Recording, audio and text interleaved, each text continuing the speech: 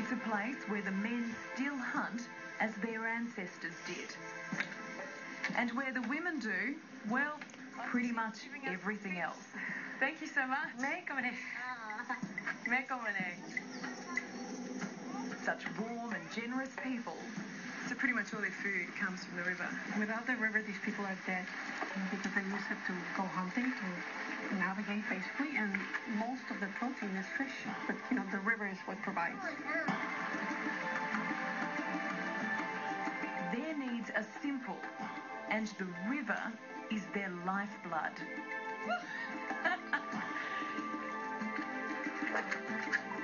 Wow.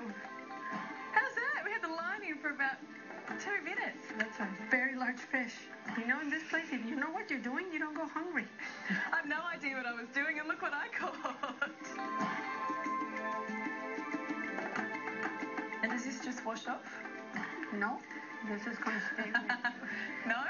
No, this is going to stay with you for a week and a half. The ancient traditions of the Kaipo are still alive and well. I feel like we've been accepted into the community with this. Yeah, well, in their mind, at least, you don't look quite so ugly anymore. What a relief. And the necklace as well. Yeah. Oh, look at you. I'm nowhere near as ugly as I was when this whole process started.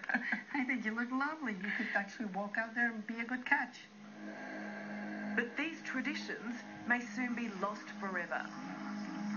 Further down the river, a couple of markers are the only indication that the world's third largest hydro dam, known as Belo Monte, will soon wipe out all life here.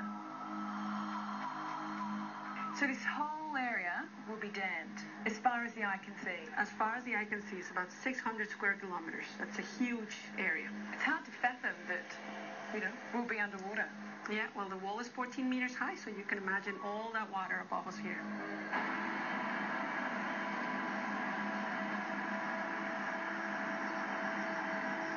If you're wondering how a big dam on the Amazon might look, check out a small one.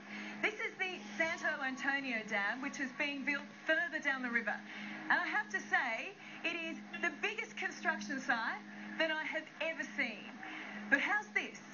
The Belo Monte Dam will be twice as big again, 12 times the size of Sydney Harbour. That's a vast stretch of rainforest underwater, gone for good.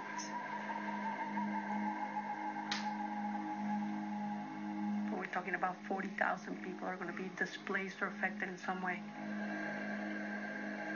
While some villages will be flooded when Belo Monte is built, others downstream will see their river run dry. With this dam, they're going to become poor and desperate. And people that were able to provide for themselves are going to have to go and beg in the city. It's a sad thought, isn't it? It's a dramatic thought. It's pretty upsetting. Yeah. But these proud warriors won't go down without a fight. When these electricity company officials told a protest meeting they should welcome the dam, they were attacked with a machete and barely escaped with their lives.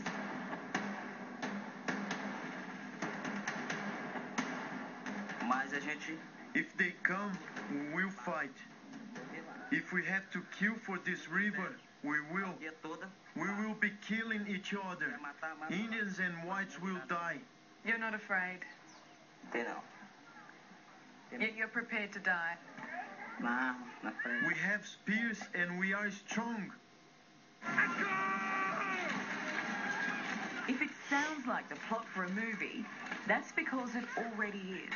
The film Avatar is based on the plight of the Kaipo. In it, the Na'vi tribe are forced to defend their world against greedy corporations, intent on plundering the natural resources of the planet Pandora.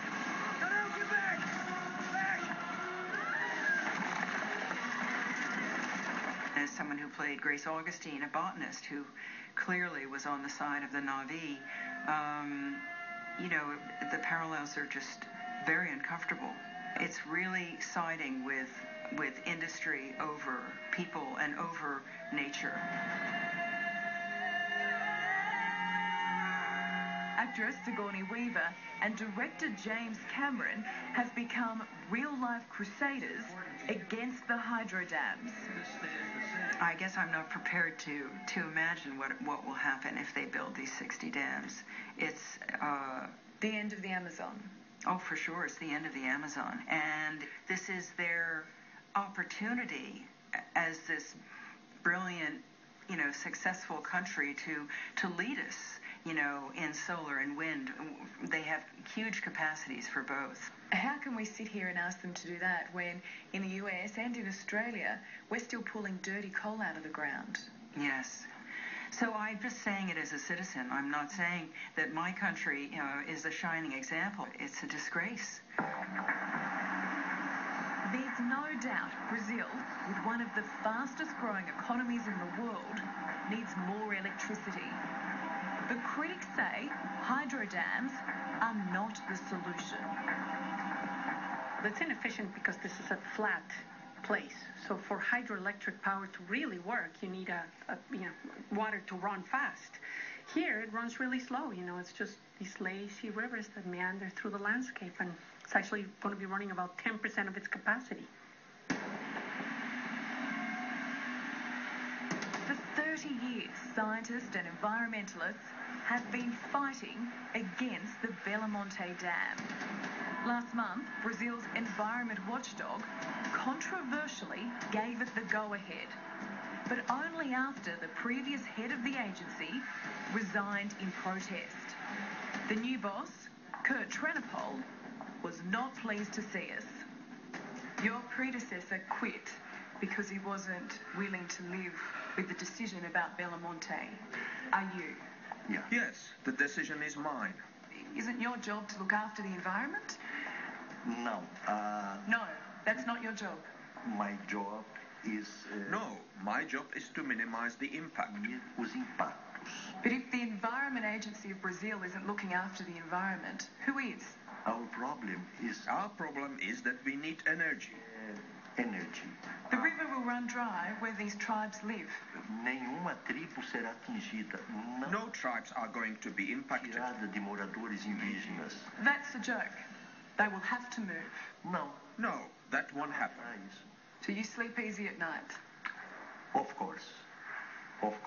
The tribes in the Amazon aren't, because of this decision. Entendi, não tem que responder. We finish here. Yeah. Finished? Yeah. No more questions? No. But we hadn't finished. After cutting short our interview, Kurt Tranopol ordered his aides to lock our camera crew out of the room.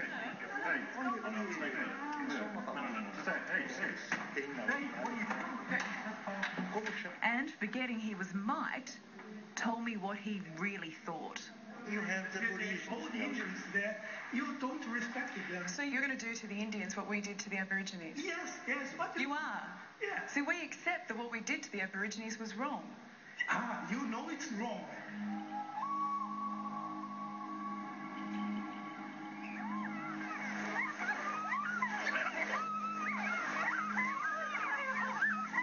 This river flows through every part of the Kayapo people's lives.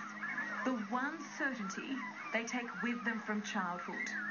And soon, it could all be lost.